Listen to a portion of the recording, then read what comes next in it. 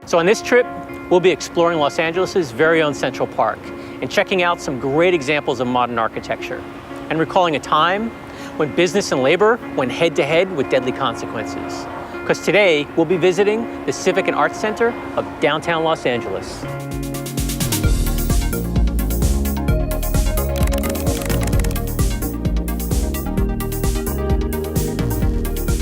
This trip will loop around Grant Park, and it's approximately 2 miles.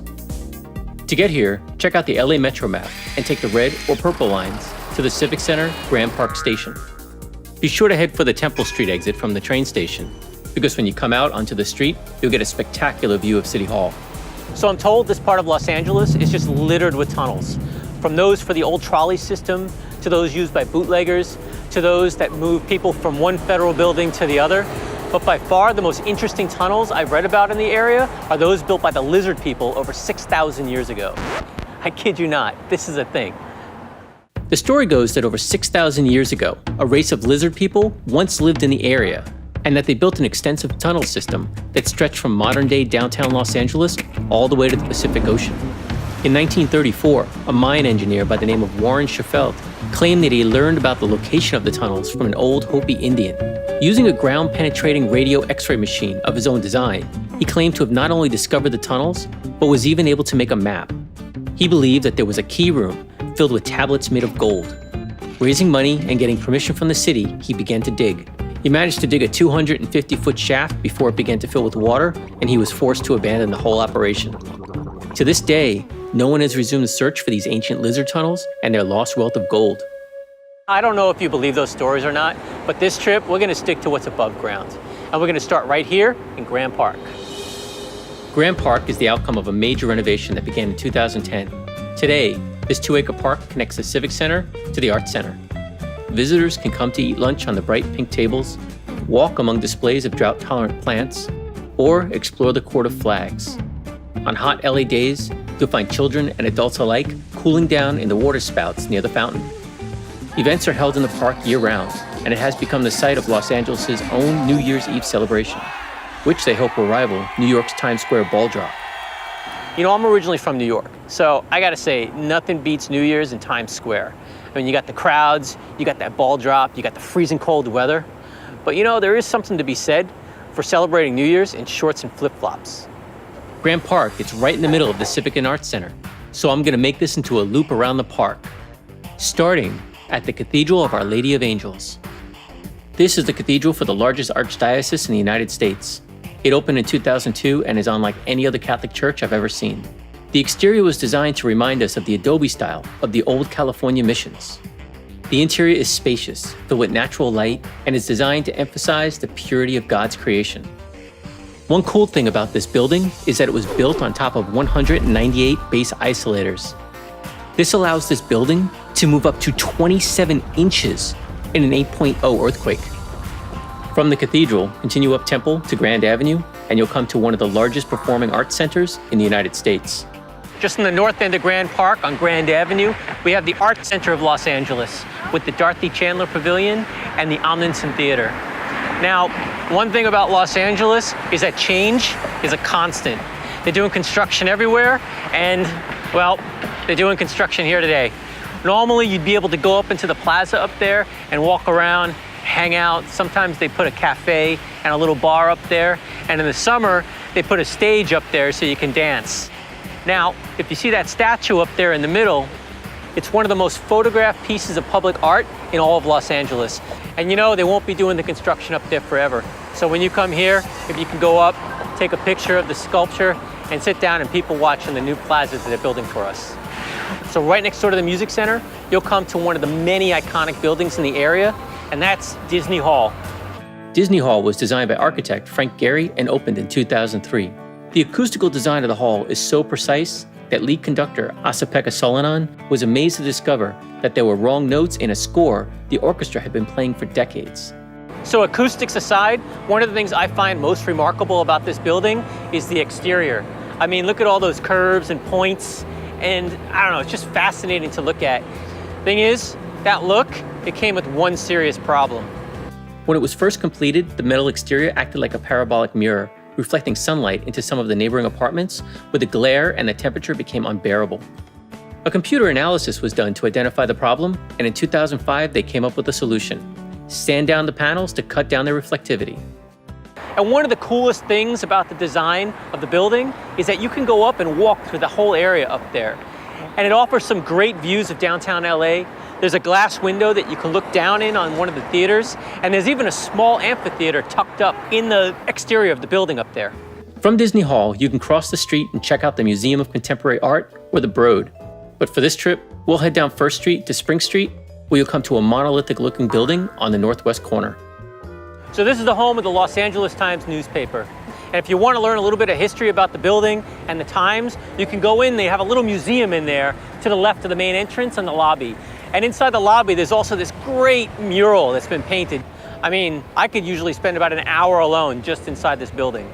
This is also an important site for the history of the American labor movement of the early 19th century, and one that involved a direct attack on General Harrison Gray Otis.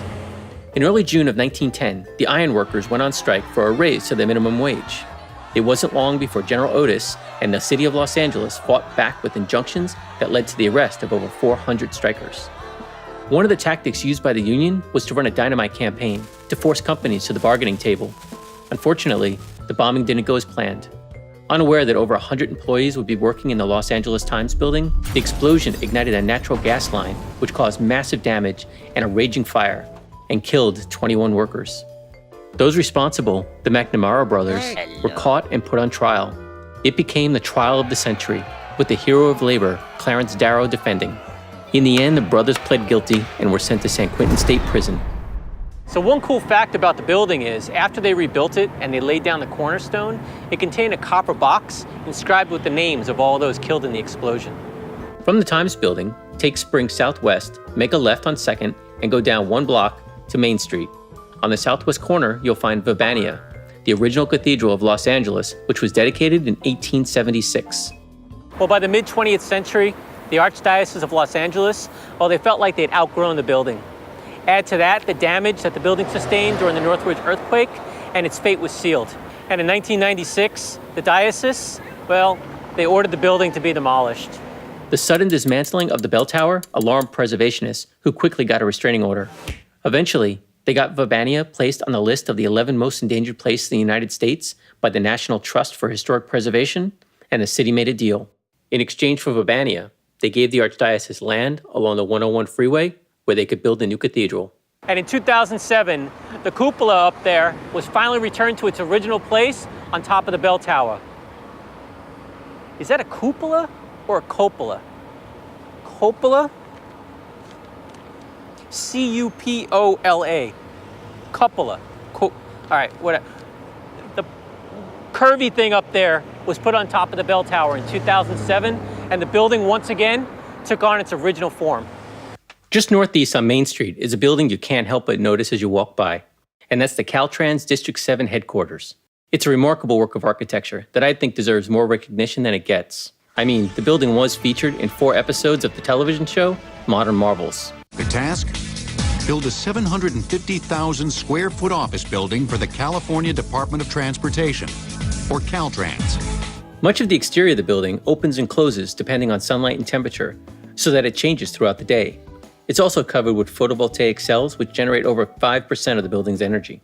The plaza has a 4-story light installation called the Motor Dome, which uses a half-mile of red and blue argon and neon tubes arranged horizontally, meant to give the impression of streaks of headlights on the California freeways. But one of the most striking features, which is purely artistic, is the large number 100 on the side of the building. Now, just across the street, you'll find the looming tower of City Hall. Now this is the most iconic building in the area. I mean, it's been a major LA landmark since it was built in 1928, and it's a symbol that you'll find on the badge of the Los Angeles Police Department. At one point, from its completion in 1928 till 1964, City Hall was the tallest building in Los Angeles, because city ordinance stated that no other building could be taller than 150 feet. The building is over 400 feet tall, so back then, it must have really dominated the city's skyline. But as you can see today, it's hidden in the forest of skyscrapers going up all over downtown. So an interesting note about this building is that, like many of the other buildings in the area, it was damaged during the '94 Northridge earthquake, and they retrofitted it in 2001. And after that retrofit, it became the tallest base-isolated structure in the world. Now, what does that mean, base-isolated structure? Well, I'll tell you. Well, it means that they've lifted the building and stuck it on plates that roll so that during an earthquake, when the ground is moving, the building, it stays perfectly still. So if you want to learn more about Los Angeles' City Hall, I left a bunch of links in the description below. One of those is Huell Hauser's video about the Lindbergh beacon that's on the top of the building. And if you don't know who Huell Hauser is, well, you're in for a treat. Well, hello everybody, I'm Huell Hauser, and you know there's nothing better than an honest-to-goodness Goldie oldie, an oldie but goodie. And that's exactly what we're getting ready to watch together right now. Just east of City Hall, you'll find another imposing monolith of a building. That's the Hall of Justice. Built in 1925, the Hall of Justice is the oldest surviving government building in Los Angeles' Civic Center. The Hall of Justice played a significant role in the criminal justice history of Los Angeles, housing such notable arrestees as Bugsy Siegel, Sirhan, and Charles Manson. With its bold classical detailing and matching facade on all four sides, the Hall of Justice is an imposing presence in the Civic Center and one of Los Angeles' most striking Beaux Arts structures. Now, the Hall of Justice, it was damaged in the Northridge earthquake. And when everybody ran out in 1994, they left a lot of stuff behind, and the place acted kind of like a time capsule. Everything was right where it was when the people left the building up until the early 2000s when they renovated the place. Today, it's reopened, and you can come in and you can take tours. Now, if you look up top where the big pillars are up there, well, that used to be where the prison was. And they thought that the weight of the bars in any future earthquakes would make the building collapse. So they removed all of them. I think the cell that held Charles Manson is the only one that remains today. So right in front of the Hall of Justice, you'll find this 12-foot statue of a woman with this really long braid. This statue is called Embodied. It was created by Los Angeles artist Allison Saar and depicts a woman holding a book of law in her right hand and a dove taking flight in her raised left. It represents a woman weighing the law and equating it to freedom. And if you look real close here at the dress, you'll find words carved into it. There's over 200 of them in over a dozen languages, and it's supposed to represent the multicultural mix of the city of Los Angeles. You know, as usual, I feel like I've only been able to scratch the surface of what there is to see and do in this area and give you just a little bit of the history. But you know, downtown Los Angeles, it's a big place. So from here, you could head south and check out Little Tokyo. You can head east, you can check out Olvera Street in Chinatown, or you can go west and check out central Los Angeles, or you can jump on the metro and head on home. And if you want more information, just check out the links in the description below. Now, if you like what I'm doing here, let me know in the comments. Or if there's something that you want to see and want to share with others, well, let us know in the comments. And remember to like and subscribe so you don't miss out on any future day trips. Until then, be safe and have a great trip.